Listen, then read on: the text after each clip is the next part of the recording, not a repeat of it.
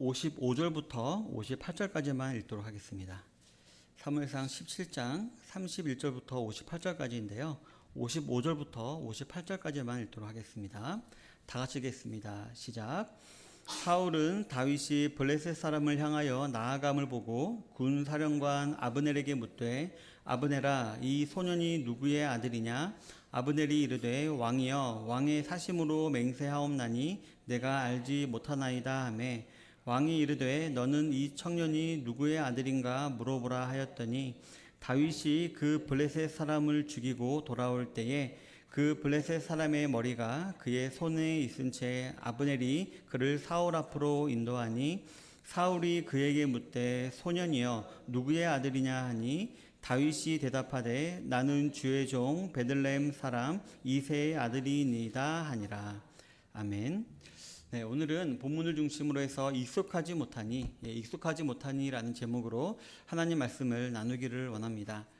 네, 앞에 16장부터 이제 다윗이 등장하죠. 다윗이 등장하면서 어떤 변화가 이루어지냐면요, 이 사무엘서의 주인공이 이제 사울에서 다윗으로 변하는 주인공이 바뀌는 변화가 일어납니다. 사무엘은 하나님 명령에 따라 다윗에게 기름을 부어서 그를 왕으로 세웠고요. 하나님께서는 사울의 질병을 통해 다윗을 사울의 왕궁에 들어오게 함으로써 그 정치계의 첫 발걸음을 내딛게 하셨습니다. 비록 얼마 후엔 다시 집에 와서 이제 아버지 이새의 양을 치는 신세가 되긴 했지만 다시금 하나님께서는 블레셋의 침공을 허락하심으로 말미암아 다시 또 다윗이 그 역사의 전반부에 이 앞에 나오게 하신 것이었습니다. 곧 하나님의 인도하심을 따라 겸손히 행했던 다윗은 형님들에게 도시락을 배달하는 이런 임무이긴 했지만 이 작은 사건을 통해서 역사의 정중앙에 서게 되는 그런 일을 맡게 된 것이었습니다. 그리고 지난주 알아보았듯이 다윗이 도시락 배달을 왔다가 무엇을 보았나요? 네, 3m나 되는 골리앗을 보았죠. 근데 그보다 또 무엇을 보았나요? 골리앗이 그 말로 하나님을 능욕하고 하나님께 욕을 하고 이스라엘 백성들을 이렇게 막 강도 사투리로 갈구는 장면을 보게 된 것이었습니다. 그래서 이때 다윗은 마음속에 의분을 가지게 되었습니다. 아니 어떻게 저 할례 없는 자가 살아계신 하나님의 이름을 욕되게 하냐라고 하면서 속에 의분을 가지게 되었습니다. 그리고 그러한 다윗의 의지는 결국 사울에게 들려지게 되었죠. 그래서 오늘 본문 31절에 보면 사울이 다윗을 불렀다라고 했습니다. 그래서 사울은 드디어 이제 골리앗과 싸우겠다라는 자원자가 나왔으니까 너무 기쁜 마음으로 아마 다윗을 불렀을 것입니다. 근데 막상 다윗이 왔는데 어땠을까요? 너무 키가 작은 거예요. 10대 소년 다윗이 있는 것을 보니까 뭔가 좀 마음에 안 들었는데 근데 사울이 안 되겠다, 너 안 되겠다, 가라 라고 말을 하기 전에 다윗이 먼저 말을 해버립니다. 그로 말미암아 낙담하지 말 것이라 주의 종이 가서 저 블레셋 사람과 싸우리이다 라고 말을 합니다. 사울이 너 안 되겠다 가라라고 말하기 전에 낙담하지 마십시오, 제가 가서 저 사람과 싸우겠습니다 라고 자신 있게 말을 해버린 것이었습니다. 하지만 그랬음에도 사울의 반응은 다소 회의적이었습니다. 왜냐하면 사울이 보았을 때 다윗은 너무나도 어린 소년에 불과했기 때문이었습니다. 어렸을 때부터 전사했던 골리앗과는 정말 비교도 안 될, 정말 상대도 안 될 것이었고요. 만약 다윗을 내보낸다면요, 이기고 지고를 떠나서요, 어린애를 사지로 내몰았다라는 이런 비난까지도 들을지도 몰랐기 때문에 아마 사울은 안 되겠다라고 그냥 보내려 했던 것 같습니다. 또한 사울은 외모만 보았죠. 따라서 우리는 여전한 우리 사울의 마음가짐을 알 수가 있습니다. 만약에 사울이 하나님을 경외하는 마음이 조금이라도 있었다면 다윗이 왔을 때 한번 기도라도 해봤겠죠. 하지만 사울은 여전히 외모만 보고 어린애가 왔네, 안 되겠네 라고 하고 그냥 보내려고 했던 것이었습니다. 그리고 너는 골리앗과 싸울 수 없을 것이다 라고 말을 해버리고 말았던 것이었습니다. 하지만 다윗은 포기하지 않았습니다. 포기하지 아니하고 사울에게 또 말을 합니다. 제가 아버지의 양을 칠 때에 제가 곰을 죽인 적도 있습니다. 그리고 사자의 입을 제가 찢은 적도 있습니다. 제가 이런 어리지만 제가 이런 식으로 많은 동물들도 짐승들도 제가 이렇게 다 죽인 적이 있습니다. 저 골리앗도 제가 죽인 그 짐승들 중에 하나처럼 될 것입니다 라고 이렇게 다윗이 이렇게 자신 있게 말을 합니다. 그런데요, 참 재미있는 사실이 있는데요. 골리앗도 이 말을 했다는 것입니다. 골리앗도 다윗을 처음 봤을 때 뭘 했을까요? 아니, 제가 나를 개로 여기냐, 막대기하고 돌을 들고 나를 죽이려고 하다니 제가 나를 개로 여기나? 라고 이렇게 화를 냈다는 것입니다. 이렇게 지금 똑같은 말을 지금 둘이서 하고 있다는 것이 약간 재밌습니다. 어쨌든 실제로 다윗에게 있어서 골리앗과의 싸움은 진짜 거인, 엄청난 그런 난공불락의 그런 사람과 싸우는 것이 아니라 그저 자신이 지금껏 죽여왔던 곰과 사자나 그런 동물과 다를 바 없는 그냥 그런 동물과 하나에 불과한 것이라고 이렇게 동일시 여겼던 것이었습니다. 그러면서 37절에 보면 이 일을 부연 설명합니다.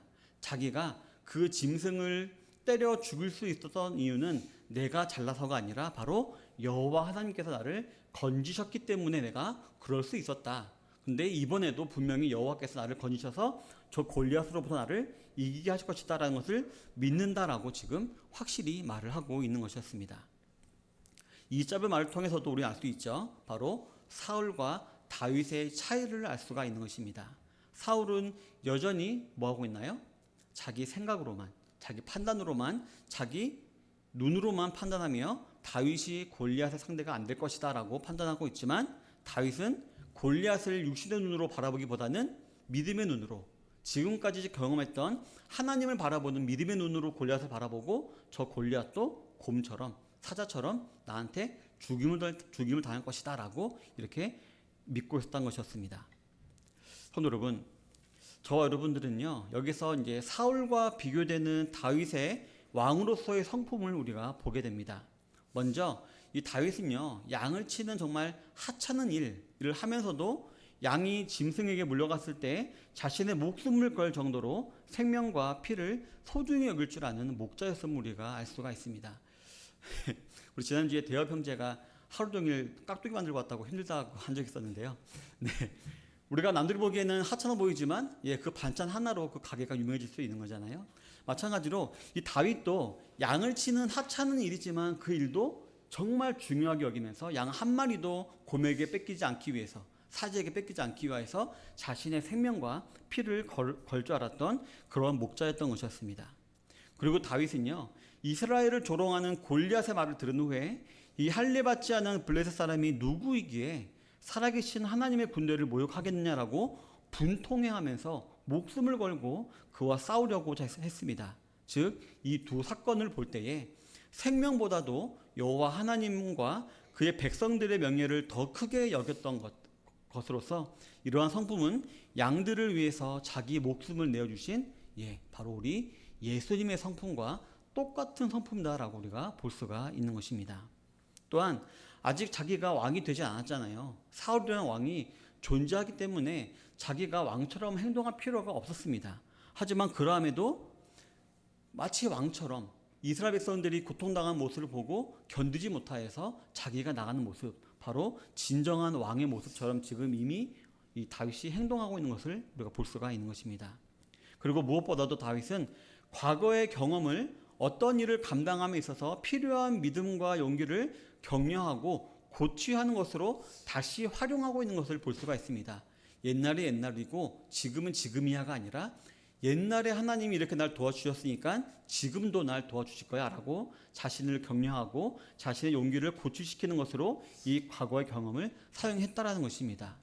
근데 신기한 것은요, 사울도 분명히 경험이 있다는 것입니다. 사울도 분명히 블레셋과 싸워서 이겼던 경험이 있었습니다. 하지만 그는 그 경험을 기억하지 못하고 그냥 골리앗만 보고 우리가 질 거야, 안 될 거야 라고 해서 포기해버리고 말았던 것이었습니다.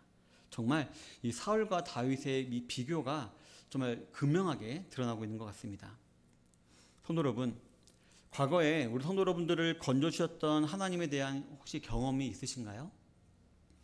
저는 47년이라는 짧은 인생을 살아왔지만 정말 한 걸음 한 걸음이 다 하나님의 구해 주심이었고 인도해 주심이었다고 저는 확신합니다. 그리고 저는 또 확신합니다. 지금도 건져주고 계시고요. 또 앞으로도 저를 건져주실 것이다라고 저는 확실히 믿습니다. 성도 여러분, 꼭 기억하시기 바랍니다. 하나님은요, 우리 인간과는 다르게요, 신실하신 분이시다라고 합니다. 이 신실하다라는 뜻이 영어로 뭐냐면요, faithful이라고 합니다. faith가 믿음이잖아요. 근데 full, 가득하다. 믿음이 가득하다. 우리 사람은 뒤통수 치기도 하고 배반하기도 하고 막 그러잖아요. 하지만 하나님은 그렇지 않다는 것입니다. 일향 한 가지 마음으로 우리를 위하시고 우리를 사랑하시고 도와주시는 분이시기 때문에 예전에 우리 성도님들을 건져주셨던 하나님은 또 지금 건져주시고 계신 하나님은 앞으로도 우리 성도님들을 그 어떤 어려움에서도 반드시 건져주실 것입니다. 이 사실을 확실히 믿고 우리의 직업 혹은 사명이 무엇이든지 간에 또 그것이 남들 보기에 아무리 초라하고 보잘것 없는 것이라 할지라도 항상 그 안에서 뛰어나도록 최선을 다하시는 모든 성도님들이 되시기를 바라겠습니다. 그때 하나님께서는 분명히 승리와 열매를 허락하실 줄로 믿습니다. 예전에 제가 20살 때 읽었던 책 중에 여호와 하나님의 임재하는 습이라는 책이 있습니다. 그 책 주인공이 로렌스 형제라는 사람인데요. 이 사람은 예전에 중세시대에 수도원에서 생활하던 사람이었습니다. 이 사람이 하던 일이 뭐였냐면 그 서양 사람들은 주식이 감자잖아요. 하루 종일 감자 까는 게 이 사람의 일이었습니다. 근데 이 사람은 이 감자 까는 일을 하나님을 사랑하는 마음으로 깠다라고 본인이 기억하고 있습니다. 근데 여러 순례자들이 그 수도원으로 오잖아요. 근데 이 로렌스 형제가 감자 까는 장면만 보고도 은혜를 받았다라고 합니다. 남들 보기에는 정말 하찮아 보이는 일, 그 일 보고도 그 모습을 보고 하나님을 경험했다는 것입니다.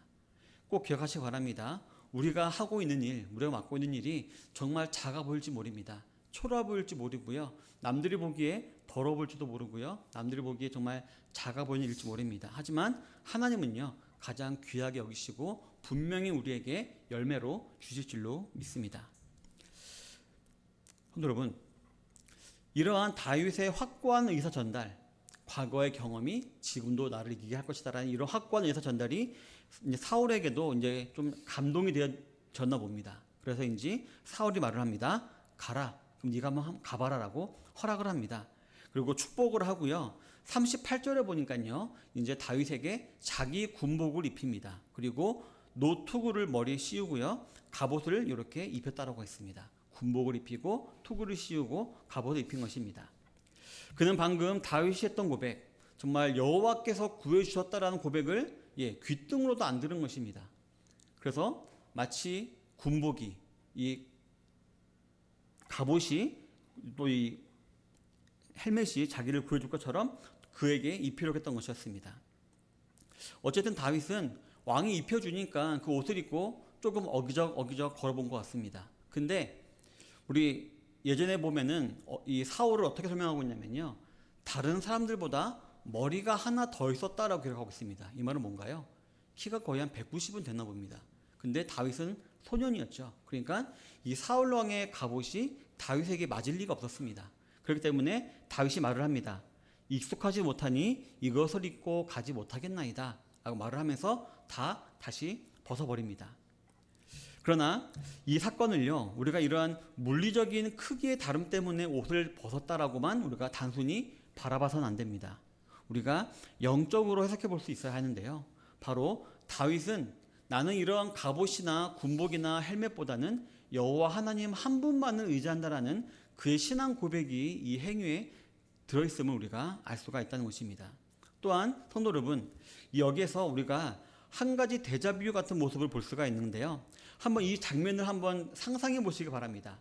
사울 왕이 다윗에게 자기의 군복과 갑옷과 노투구를 벗어가지고 다윗에게 입혀주는 장면을 한번 상상해 보시기 바랍니다. 어떤 모습 같나요? 혹시 예전에 그 미스코리아 선발대회 보신 적 있으신가요? 미스코리아 선발대회가 맨 마지막에 그 진이죠. 진이 선발되면은 어떻게 되나요? 작년 진이 나와서 쓰고 있던 다이아몬드 티아라를 이렇게 씌워주고 자기가 두르고 있던 이 뭐죠 이거 망토 같은 거를 이렇게 씌워주죠. 그렇죠? 그렇게 권력을 이양해 주는 거잖아요. 마치 이 모습이 그 모습 같지 않습니까? 사울 왕이 그 다음 왕이 될 다윗에게 그 모든 권력을 이양하는 것 같은 이런 왕위 대관식을 보는 것 같은 그런 지금 이미지를 우리가 볼 수가 있는 것입니다. 그런데 더 흥미로운 것은요, 지금 다윗이 그 모든 군복과 갑옷을 거부하고 있죠. 이 말은 또 무슨 말일까요? 나는 이스라엘 왕이 될 것인데 당신처럼 하나님을 무시하고 하나님 말씀을 듣지 않는 왕이 아니라 나는 하나님을 경외하는 왕이 될 것이다. 하나님을 신뢰하는 왕이 될 것이다 라는 모습을 보여주는 것이라고도 볼 수 있다는 것입니다. 성도 여러분, 혹시 게임을 해보셨는지 모르겠습니다. 저는 예전에 대학교 때 리니지2라는 게임을 되게 오래 했었는데요. 그 게임에서도 보면요, 갑옷이 굉장히 멋있습니다. 그 당시 그 3D 게임이어서요, 갑옷이 되게 디테일하게 표현되어 있었기 때문에 갑옷이 너무 멋있었거든요. 제가 제일 좋아했던 게 풀플레이트 갑옷이라고 있었는데 너무 멋있었습니다. 한번 상상해 보시기 바랍니다. 왕이 입은 갑옷 얼마나 화려했을까요? 정말 튼튼하고 훌륭하고 정말 화려한 갑옷이었을 것입니다. 왕의 문양, 이스라엘의 문양, 아니면 뭐 사자의 문양, 정말 엄청나게 화려한 그런 갑옷과 그런 군복이었을 것입니다. 만약 다윗이 내가 장차 왕이 될 사람이야 라는 허영심에 가득 찬 사람이었다면 어땠을까요? 약간 힘들어도 귀찮아도 불편해도 그 갑옷을 입고 나가서 싸웠을지 모르겠습니다. 하지만 그는 아직 자신에게 당도하지 않은 것들을 무리해서 취하려고 하는 욕심이 없는 사람이었습니다. 그보다는 오직 실추된 하나님의 명예가 빨리 회복되는 것, 그것에만 오직 관심이 있던 사람이 다윗이었습니다. 그렇기 때문에 그는 그 아름답고 멋있는 갑옷에 미련을 버려두고 그냥 과감히 다 벗어버리고 평소에 자기가 입고 있던 그 누더기 옷을 입고 전장으로 나갈 수 있던 것이었습니다. 성도 여러분, 저 여러분들이 사랑하는 이 세상은 어떤 곳인가요? 너무 화려한 곳 아닌가요? 정말 성경의 표현대로 말을 하자면 육신의 정욕과 안목의 정욕과 이생의 자랑을 취할 것을 계속해서 유혹하는 곳입니다. 야, 이거 멋있지 않니? 이쁘지 않니? 맛있어 보이지 않니? 이거 꼭 즐겨야 될 것 같지 않니? 이거 꼭 봐야 될 것 같지 않니? 라고 우리를 계속해서 유혹하는 곳이 바로 이 세상입니다. 그리고 이러한 유혹은요, 왕의 군복과 갑옷같이 우리의 마음을 한순간 혹하게 할 만큼 충분히 매력적인 것들입니다. 부끄럽지만 저도 어쩌다가 한번 이렇게 릴스 같은 거를 보다 보면요, 어느새 30분, 40분이 훌쩍 지나가는 것을 하루에도 한두 번씩 경험합니다. 정말 우리를 끊임없이 우리를 이렇게 뭐가 재밌을까? 이런 식으로 우리를 이렇게 유혹하는 것입니다.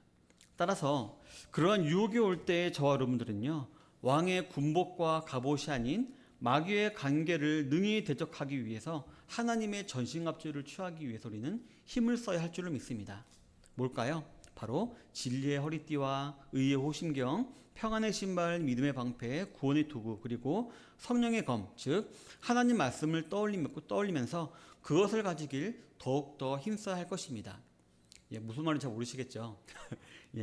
바로 우리가 하나님 말씀을 그때마다 떠올리면서 이거는 다 지나가는 것들이야. 나에게 말초적인 신경만 약간 자극하다가 다 없어질 것들이야. 내 도파민만 잠깐 흐르겠다가 없어지는 것들이야.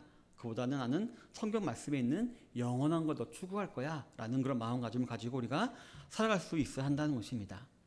저와 여러분들은요, 사울처럼 내 생각, 내 판단대로 행하며 세속적인 영광을 구하는 것에 절대로 익숙해져서는 안 되는 것입니다. 따라서 오늘 다윗이 했던 고백, 익숙하지 못하니 이것을 입고 가지 못하겠나이다 라는 이 다소 평범해 보이는 이 다윗의 말에 담긴 비범한 의미를 저와 여러분들은 항상 상고하고 있어야 합니다. 그래서 하나님과 하나님 말씀, 하나님 명령을 따라 살기 힘드시는 모든 성도님들이 다 되시기를 바라겠습니다. 이어지는 이제 성경 40절에 보면요, 다윗은 자신의 손에 익숙한 막대기를 가지고 갑니다. 그리고 시냇가에서 매끄러운 돌 5개를 골라 주머니에 넣었다라고 했습니다. 이 돌들은요, 제가 좀 작은 줄 알았거든요. 근데 주석을 보니까 그 테니스 공만한 돌이라 그러더라고요. 이 테니스 공만한 돌을 5개를 이렇게 가지고 골리앗에게 나아갔다고 했습니다. 왜 5개였을까요?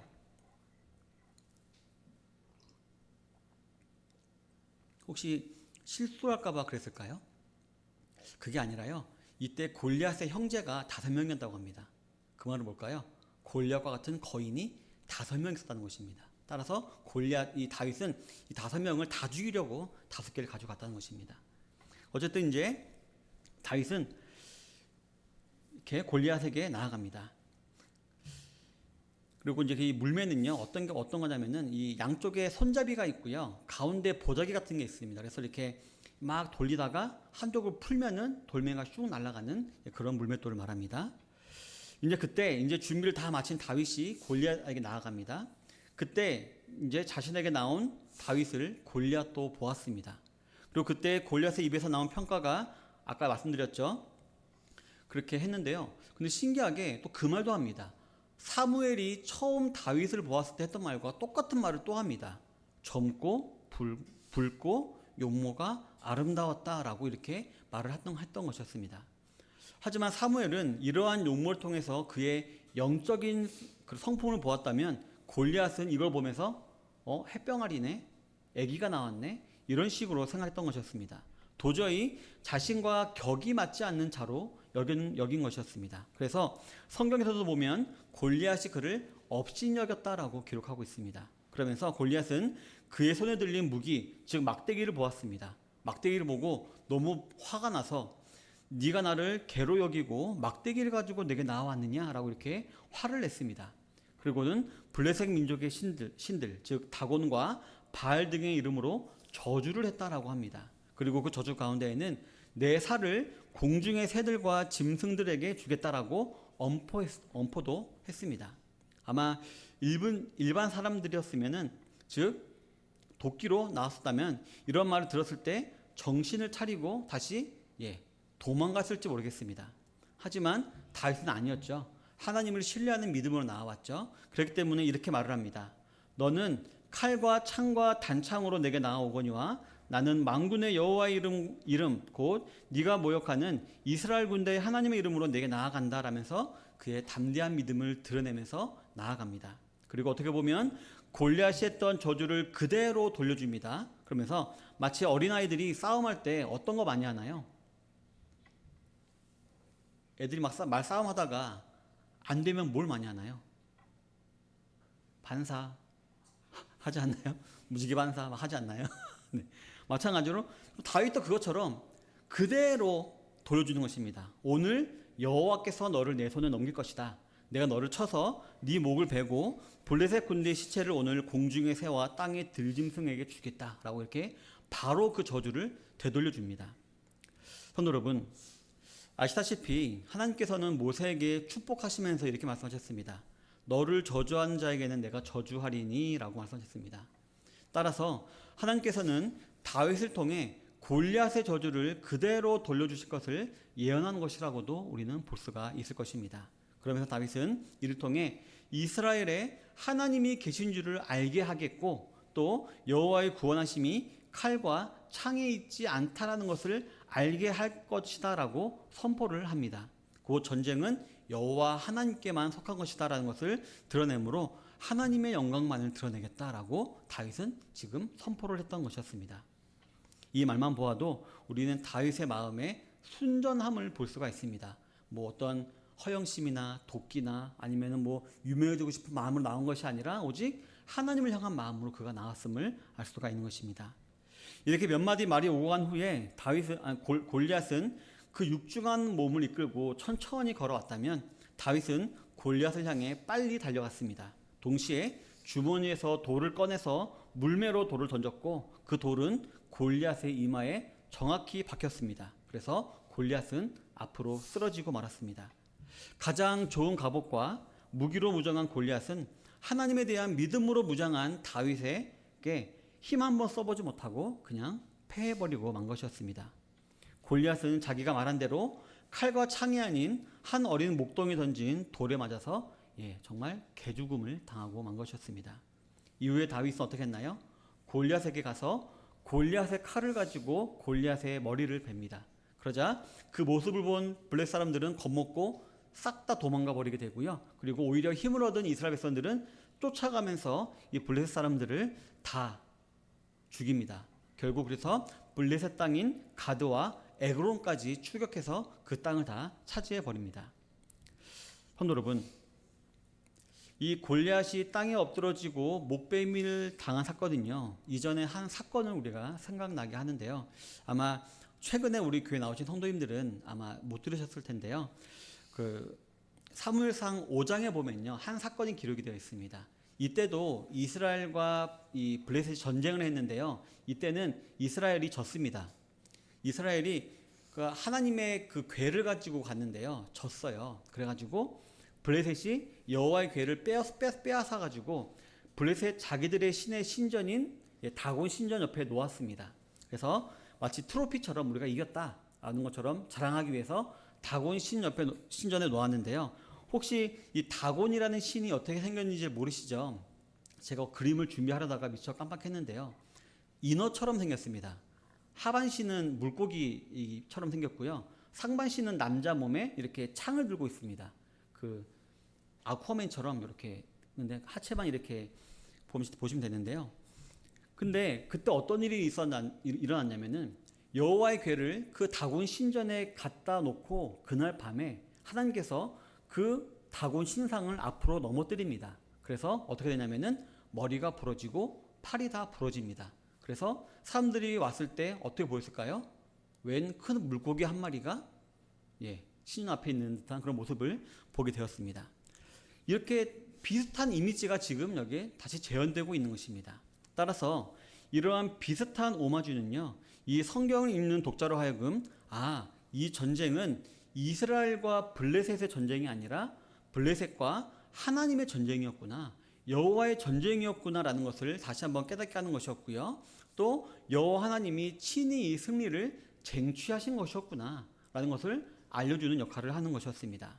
또한 다윗의 승리의 의미는 단순히 이스라엘의 구원이나 블레셋 사람의 패배에 있는 것이 아니라 바로 모든 사람들, 온 세계가 지켜보는 가운데 바로 하나님이 자신의 영광을 드러내시는 것이다라고 우리가 볼 수가 있는 것입니다.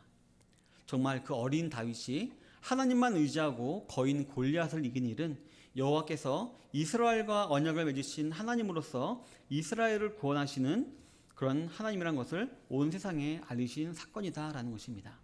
그리고 동시에 이전에 다곤 신전에서는 하나님께서 직접 역사하셨지만 이번엔 다윗을 사용하심으로 말미암아 다윗과 같이 하나님을 향한 확고한 신앙을 가진 사람은 하나님이 언제라도 또 사용하신다, 자신의 전쟁에 사용하신다라는 것을 알려주시고, 그러한 사람이 바로 하나님 나라의 이스라엘의 왕이 될 만한 그런 자격을 소유하게 된 자다라는 것을 알려줌을 우리가 볼 수가 있습니다. 성도 여러분, 오직 의인은 믿음으로 말미암아 살리라라고 했습니다. 여기서 말하는 의인은 누구일까요? 죄를 안 짓는 사람일까요? 그러면 저도 의인은 아닙니다. 성경에서 말하는 의인은 예수님을 믿는 사람을 말합니다. 예수님을 믿어야지만, 예수님께서 우리의 모든 죄를 용서하신 것을 믿어야지만 우리가 의인이 되는 것입니다. 그런 사람은요, 믿음으로 말미암아 산다, 믿음으로 산다라고 말을 하고 있습니다. 따라서 저 여러분들도 이렇게 살아가야 합니다. 사울처럼 우리는 외모로 사람을 판단하는 습관, 즉 내 생각대로 세상을 바라보고 내 생각대로 판단하고 내 마음대로 모든 것을 바라보는 이런 삶을 살기보다는 믿음으로 하나님의 뜻대로 될 거야, 하나님의 뜻대로 모든 것이 이루어질 거야, 하나님 말씀대로 살아가야지 라고 살아가시는 성도님들이 되시기를 바라겠습니다. 이 세상이요, 참 골리앗처럼 위대해 보입니다. 커 보입니다. 그리고 우리 일개 인간의 힘으로 대항할 수 없을 것처럼 보입니다. 하지만 그렇지 않습니다. 그 이후에서, 그 배후에서 역사하시는 하나님이 계십니다. 그 하나님 믿는 믿음으로 살아갈 때 우리는 반드시 오늘 다윗과 같이 승리하게 될 줄로 믿습니다. 그리고 그 구원이 우리에게 임하게 될 줄로 믿습니다. 우리 사랑하는 성도 여러분, 만약 다윗이 사울 왕의 갑옷을 입고 나갔다면 어떻게 됐을까요? 방금 말씀드렸듯이 전쟁은 하나님께 속한 것이기 때문에 이겼을 것입니다. 그래도 이겼을 것입니다. 근데 뭐가 안 드러났을까요? 하나님의 영광이 안 드러났을 것입니다. 저 왕의 갑옷이 저렇게 센가 보다, 저 왕의 저 군복이 저렇게 능력이 있나 보다, 저 왕의 투구가 저렇게 잘 보여줬나 보다, 이런 식으로 그것에 더 포커스가 맞춰졌지 하나님에게 포커스가 맞춰지지 않았을 것입니다. 즉 하나님의 영광을 가리게 됐을 것입니다. 그렇기 때문에 저와 여러분들은 여기서 익숙하지 못하니라는 말을 다시 한번 상고해 보아야 할 줄로 믿습니다. 성도 여러분, 저와 여러분들과 같은 성도들에게 있어서 가장 익숙한 것은 무엇이 되어야 할까요? 세상 사람들이 그러하듯이 육신의 정욕을 추구하고 안목의 정욕을 추구하고 이생의 자랑을 추구하는 것이 익숙한 것이 되어야 할까요? 즉 믿음이라는 것은 찾아볼 수도 없는 그저 세상 사람들처럼 자기 마음대로 살아가는 것처럼 살아가는 것이 익숙한 것이 되어야 할까요? 그렇지 않습니다. 벽에 박힌 못을 빼어도 자국은 남는다라는 말이 있습니다. 저 여러분들은 하나님의 은혜로 말미암아 구원은 받았지만 여전히 연약한 육체를 가지고 있습니다. 그래서 죄의 습관을 가지는 사람들입니다. 그렇기 때문에 우리들은 부지런히 경성을 해야 합니다. 혹시 우리 학교 다니실 때 근신 받아보신 적 있나요? 저는 본 적이 있습니다. 저는 약간 좀 소심한 애여가지고 이제 법은 안 읽었기 때문에 근신 당한 적은 없는데, 근신 당하면 보통 애들이 학교에서 고개를 못 들고 다니죠. 그리고 청소하고 막 공부할 때 학교에서 일하고 막 그렇게 합니다. 그것처럼 우리는 항상 이 세상에서 근신하는 자세로, 경성하는 자세로 우리는 하나님 말씀을 우리가 지키기 위해서 살아가야 합니다. 그렇게 하지 아니하면 우리는 어떻게 될까요? 자신도 모르는 사이에 육신의 정욕, 안목의 정욕, 이생의 자랑을 추구하게 되어 있는 것입니다. 더 심각한 것은요, 이러한 죄를 추구하고 있으면서도 그게 죄인 줄도 모르게 된다는 것입니다. 너무 익숙해지다 보니까 이게 죄인가 아닌가 또 헷갈리는 경지까지 될 수도 있다는 것입니다. 오히려 더 나아가서 어떻게 교회 다니면서 다 그렇게 말씀대로 살 수 있냐, 적당히 타협해야지, 이게 스마트한 거지 라고 하면서 그렇게 적당히 타협하며 죄를 짓는 것이 지혜롭다라고 여길 수도 있고요. 또 하나님은요, 즉결 심판하실까요? 죄를 지으면 곧바로 꿀밤을 빵 때리실까요? 아닙니다. 하나님은요, 즉결 심판하지 않으십니다. 그러다 보니까 죄를 지어도 괜찮은가 보네, 하나님이 안 계신가 보네 라고 착각할 수도 있는데요. 하지만 우리가 반드시 알아야 될 사실이 있습니다. 이러한 것은요, 절대로 지혜로운 행동도 아니고요, 괜찮은 것도 아니라는 것을 꼭 기억하고 있어야 됩니다. 그렇기 때문에 하나님께서는 이 성경에서요, 거의 무한 반복적으로 자신만 의지할 것을, 즉 믿음을 말씀하고 계신 것입니다. 즉 우리의 익숙한 것은 오직 하나님만 의지하는 것, 하나님의 사명을 따르는 것이 되어야 한다는 것을 지금 반복적으로 지금 말씀하고 계신 것입니다. 성도 여러분, 성경 굵기 어떠신가요? 되게 굵죠? 그래서 엄청나게 다양한 얘기가 있을 것 같죠? 근데요, 의외로요, 성경 이야기가요, 단순합니다. 예수님 믿으면 구원받는다. 그리고 예수님 잘 믿자. 그러면 천국 간다. 이게 거의 전부입니다. 그리고요, 오늘 알아본 게 어떤 주제인가요? 하나님만 의지하자 아닌가요? 우리 생각과 우리 마음 의지하지 말고 하나님만 의지하자 아닌가요? 이 주제가요, 거의요, 이 전 성경인 사사기부터 계속 이어지고 있는 주제입니다. 너희의 생각을 의지하지 말고, 너희 소견, 너희 생각대로 살지 말고 하나님만 의지해라. 이게요, 몇 번째 계속 이어지고 있습니다. 왜 성경은요, 한두 살 먹은 어린애도 아니고 우리 한 번 말하면 됐지, 왜 계속 이 똑같은 말을 반복하실까요? 첫 번째로는요, 이게 중요하기 때문입니다. 그리고 또 한 가지 뭘까요? 이게 우리가 가장 잘 못 지키고 있는 것이기 때문이다라는 것입니다. 가장 중요하지만 우리가 못 지키고 있기 때문에 성경은 반복해서 너희들 나만 의지해, 나만 바라봐, 나만 의지해, 나만 의지라고 계속 성경은 우리에게 말하고 있는 것입니다. 근데 우리는 매일매일 이 말을 듣죠. 근데 어떻게 하나요? 또 내 생각대로, 내 마음대로 살 때가 너무나도 많은 것입니다. 그렇기 때문에 저 여러분들은요, 훈련을 해야 되는 것입니다. 날마다 하나님을 의지하는 훈련을 해야 되는 것입니다. 힘들어도 한번 새벽을 깨워서 한번 예배도 나와보고, 시간을 정해서 말씀도 한번 읽어보고, 기도도 한번 해보고, 이런 식으로 우리가 훈련을 해야 하는 것입니다.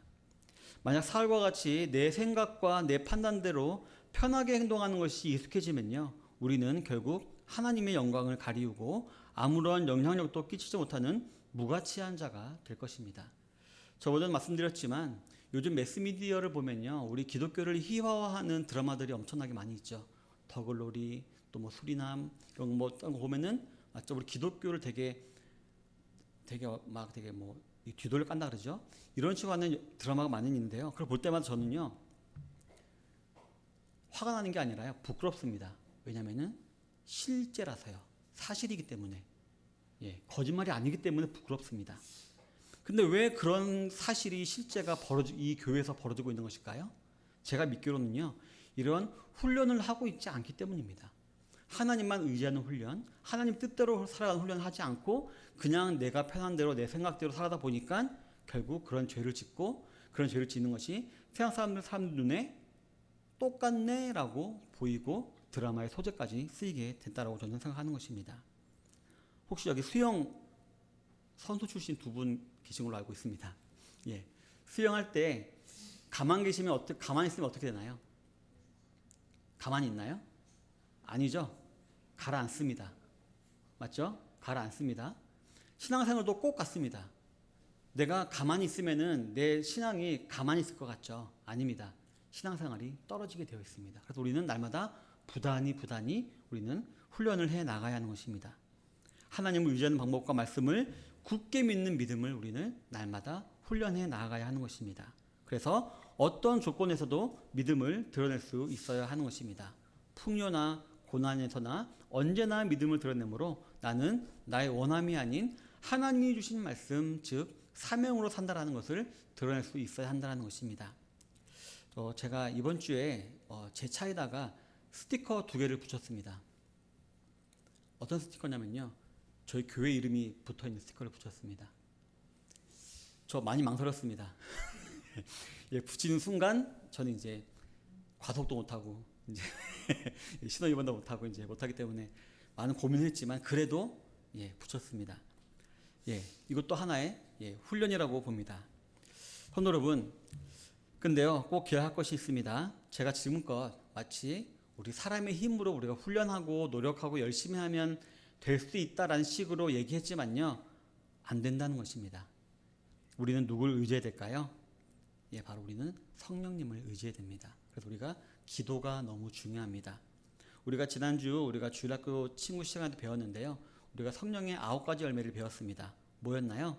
사랑과 희락과 화평과 오래 참음과 자비와 양성과 충성과 온유와 절제. 그래서 우리는 구미자 열매라고 제가 이렇게 알려준 적이 있는데요, 이 9가지가 쉬울까요, 어려울까요? 사랑하는 것, 기뻐하는 것, 오래 참는 것, 자비 베풀고 선을 베풀고 충성하고 온유하게 참고 절제하는 것, 어려울까요, 쉬울까요? 오히려 반대가 쉽죠. 맞죠? 요건 어렵습니다. 근데 이게 성경에서는 성령님의 열매라고 말하고 있습니다. 왜 그럴까요? 말 그대로 성령님만이 우리에게 주실 수 있는 것이기 때문에 성령의 열매라고 부르고 있는 것입니다. 따라서 저 여러분들은요, 하루를 매일매일마다 아침에 일어났을 때 기도하면 유익합니다. 성령님, 오늘 하루도 저를 도와주셔가지고 오늘도 하나님만 의지하며 살아갈 수 있도록 도와주세요 라고 기도하고 하루를 시작하고 또 하루를 진행해 나가고 마무리 해 나가시는 성도님들 되시길 바라겠습니다. 그럴 때요, 어느 순간 하나님을 의지하는 것이 익숙해지고요, 자연스러워지게 될 것이고요, 세상 사람들처럼 세상을 의지하는 것이 약간 어색하다라고 느껴질 때가 분명히 오게 될 것입니다. 항상 성령님을 구하는 기도를 통해 이 모든 것을 가능하게 하시는 능력을 공급받고 날마다 그 가능하게 하심으로 말미암는 기쁨을 충만히 누리시는 모든 성도님들이 되시기를 바라겠습니다. 성도 여러분, 제가 20살에 구원을 확신한 이후에 제 마음을 항상 가득 채웠던 게 기쁨이었습니다. 왜 기쁨이었냐면요, 죽음이라는 것이 저와 상관이 없어졌거든요. 죽어도 난 더 좋은 천국 간다는 것이 확실히 믿어졌기 때문에 마음 가운데 평안이 왔고, 그때부터 항상 기뻤던 것 같아요. 항상 긍정적이었던 것 같습니다. 그때부터 하루에 한 끼밖에 못 먹는 어려운 삶을 살았지만 제가 그렇게 비참하다라는 생각 해본 적이 없는 것 같습니다. 난 괜찮아, 천국 가니까. 나 목사할까? 이런 생각 오히려 할 정도로 기뻤던 것 같습니다. 여기 계신 성도님들 모두가 다 저처럼 목사님 되라는 말씀이 아니라요. 제가 가지고 있는 이 평안과 기쁨을 하나님을 의지함으로 말미암아 누리는 성도님들이 다 되셨으면 정말 좋겠습니다. 그래서 그 삶이 정말 하나님께 주시는 그 기쁨으로 가득 차게 되시길 바라겠습니다. 그래서 하나님을 의지하는 것이 정말 익숙해지시는 성숙한 모든 속초 선양의 성도님들 되시기를 주님의 이름으로 축원합니다. 기도하겠습니다.